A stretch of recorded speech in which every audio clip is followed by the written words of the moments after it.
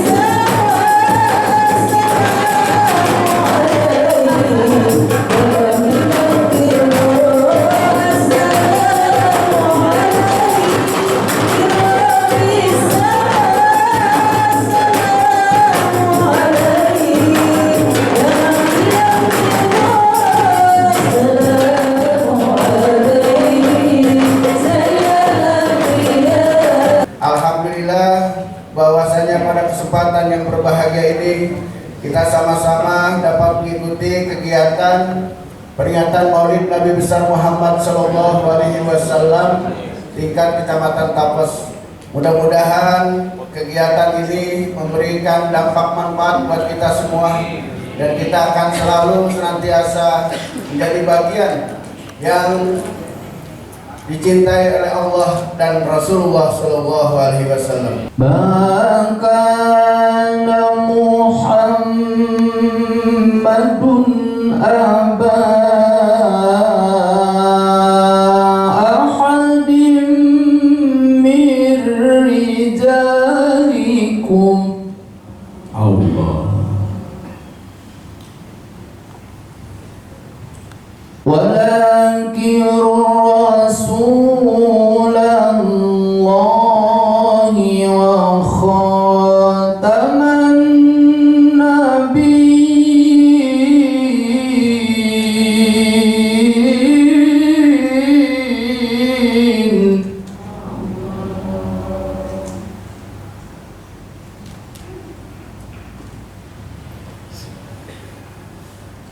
Wa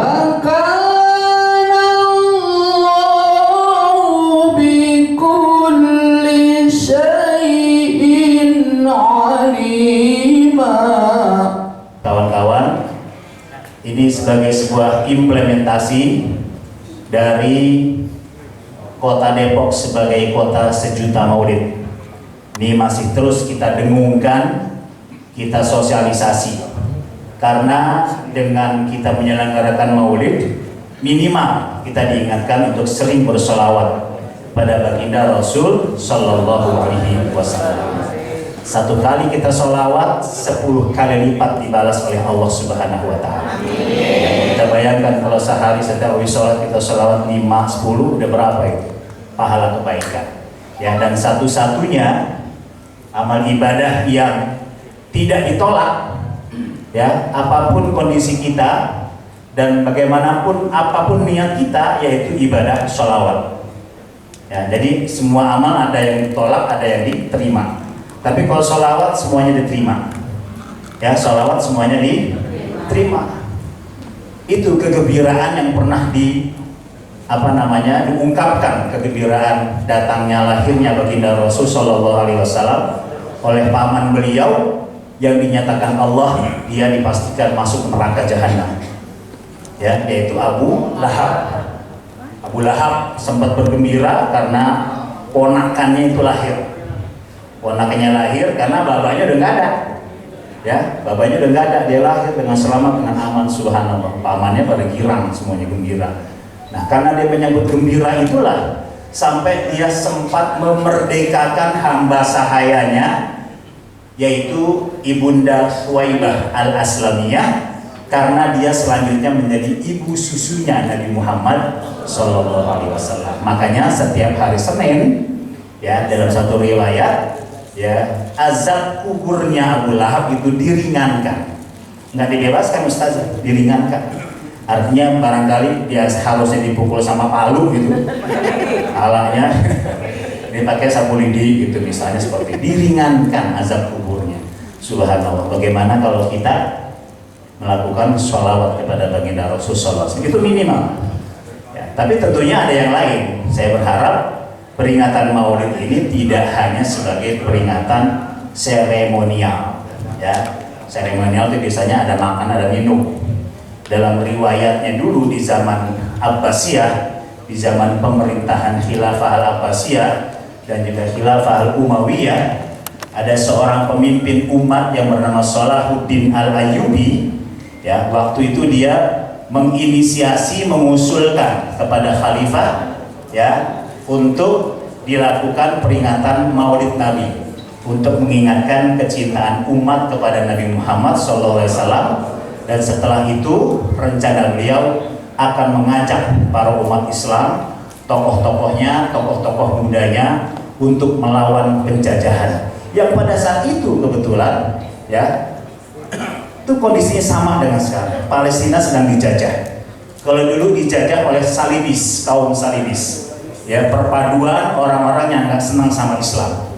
Ya, kalau sekarang Israel Zionis, ya, harus tambah ya. Kalau nyebut Israel, Israel Zionis. Ya. Sebab kalau Israel itu nama Nabi.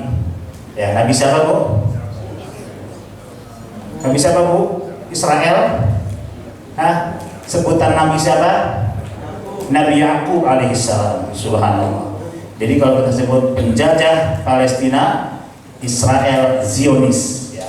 Karena orang-orang Yahudi yang taat beragama di Amerika Serikat, ya, saya pernah bertemu sama mereka di Iran waktu itu dalam peringatan Holocaust, yaitu mengecam tindakan Hitler Jerman yang waktu itu membumi hanguskan umat-umat beragama. Ya, kita bersatu waktu itu di Iran dan pendeta-pendeta Yahudi, ya, itu juga mereka mengecam. Nah, termasuk Israel Zionis yang ada di Palestina. Itu orang-orang Yahudi yang taat beragamanya yang ada di Amerika Serikat. Nah, untuk itulah ini juga bagian daripada pengingatan kita bahwa peringatan Maulid Nabi Muhammad SAW, jangan lupa saudara kita walaupun jauh, ya, walaupun jauh di sana, kita nggak bisa bantu mereka kecuali dengan minimal doa, ya. Makanya ini rahasianya kenapa rata-rata perintah berjihad di jalan Allah, ya, melawan musuh-musuh Islam yang melawan, yang menyerang Islam, itu selalu diawali dengan jahidu bi amwalikum wa anfusikum. Coba lihat ayat-ayat tentang jihad, rata-rata bi amwalikum wa anfusikum, amwalnya dulu. Penting duit aja dah. Ya, kita susah ke sana. Berangkatnya aja udah susah. Ya kan, dari sini ke Mekah direct langsung naik pesawat itu udah berapa jam? Ya kan? Ke Mesir berapa jam? Pesawatnya nggak tiap hari ke Mesir. Dari Mesir bisa masuk ke PK ke Palestina belum tentu, ya, jadi nggak jelas. Jadi udah kita berjuangnya dengan amwal minimal atau minimal dengan doa. Ya. Baru ketika ada satu-satunya ayat dalam surat At-Taubah, perintah jihad dengan anfus dulu, dengan diri kita dulu, baru amwal. Itu satu-satunya itu ayat. Itu kalau apa? Kalau penjajah, kalau lawan musuh sudah di depan mata kita. Ya kan? Kalau sudah di depan mata kita, ya, presiden dalam hal ini, musuh datang menjajah, dulu ulama-ulama kita begitu, ayo santri semuanya serang penjajah, itu sudah kepada anfus, udah nggak bisa lagi dengan amwal, sebab ini pertaruhan nyawa. Itulah yang dihadapi oleh anak-anak, ya, yang ikut berjihad, berjuang, dan juga kaum muda yang ikut berjuang. Nah, sekarang ada satu kelompok yang memang dikatakan teroris, ya, oleh Amerika Serikat, oleh PBB. Ya, padahal menjadi mujahid di kelompok ini untuk melawan melawan Zionis Israel ini, itu ketat banget syaratnya. Ketat banget. Ya, pasukan intinya, kalau kita Kopassus lah gitu ya. Pasukan khususnya intinya dari kelompok ini itu minimal hafal Quran 20 juz sampai 30 juz. 20 juz sampai 30 juz, Pak Ustadz. Masya Allah. Itu udah berapa juz? Nah, minimal juz 30 ya. 30 juga mulai dari Al-Hakumut paling. Karena kita sering mimpin sholat taraweh, apal itu lancar. Ya, ini 20 sampai 30 juz itu minimal. Diperiksa puasa Senin Kemis kamu gimana? Diperiksa ini yang calon-calon yang mau ikut berperang, tahajud kamu bangun jam berapa? Berapa jam kamu malam untuk bermunajat kepada Allah Subhanahu wa taala. Itu seleksinya kayak begitu. Baru deh fisik tuh dilihat. Kalau fisik kan kelihatan ada ya. Udah. Kalau fisik mah gampang. Push up 50 kali. Itu dasar. Jadi kalau saya mau ngecek calon camat, calon lurah, fisiknya gampang aja. Camat, push up 25 kali. Push up yang bener. Ya. Selesai itu. Kalau orang udah push up, sit up, selesai, insya Allah. Ya. Tandanya orang udah nggak sempat sit up. Nih kayak saya ini. Ya udah 30-40 tahun nggak sit up ini. Ya. Dulu masih kuat tuh saja, sampai 100 saya tuh waktu SMA. Iya. Ya benar. Bodoh lagi. Kalau saya ketua pimpinan pramuka harus lulus itu ininya pramukanya. Nah ini melawan yang sudah jelas-jelas menggunakan itu tadi. Ya, belum lagi serangan-serangan yang supranatural, yang orang juga bingung itu senjata dari mana. Supranatural, nggak bisa pakai rasio itu. Coba bantuan dari mana itu tentara? Tiba-tiba punya apa namanya senjata penangkal rudal atau apa namanya? Hah? Dom apa? Dom. Nah, jadi pernah ada penangkal rudal itu bisa ditangkal sebelum jatuh ke bawah, udah ditangkal di luar sama mujahidin Gaza gitu. Nah itu yang diincar sama Israel waktu itu habis sekarang gitu. Markasnya mujahidin di Gaza untuk menangkal rudal-rudal Israel Zionis sudah hancur. Rumah sakit hancur, antara lain rumah sakit yang dibangun oleh orang Indonesia. Itu duit sebagian kita itu disampaikan ke sana waktu membangun oleh utusan kita Mercy waktu itu 30% sudah hangus, sudah habis. Ya, itu kondisinya sudah seperti itu. Nah ini yang bantuan-bantuan tentara-tentara Allah yang dari mana yang kita juga nggak tahu, luar biasa. Ya, mungkin kalau kita lihat peristiwa Nabi Muhammad SAW ya ketika pada waktu perang Badar 300 melawan 1000 orang. Ya kalau dulu belum ada rudal, ya dulu adalah panah, ya panah sama pedang. Itu 3000, selebihnya mereka kocar-kacir itu adalah bala tentara dari Allah Subhanahu wa taala di atas langit. Ya, mereka seakan-akan dari berbagai arah suara kuda berlari. Ya, padahal tentara muslim waktu di perang Badar itu hanya ada di Bukit Badar. Tapi yang dirasakan oleh orang-orang kafir Quraisy pada waktu itu dari berbagai arah suara tentara berkuda, sehingga mereka menggetar, ketakutan. Disitulah ya diantaranya turun beberapa ayat dalam surat Al-Anfal. Nah, Bapak Ibu sekalian, peringatan Maulid Nabi Muhammad SAW tapi minimal mengingatkan kita sholawat. Yang kedua, kita harus menjadikan sunnah Nabi Muhammad SAW sumber kedua setelah Al-Quranul Karim. Ya, nanti baru istihad para ulama dengan kaidah-kaidahnya. Yang ketiga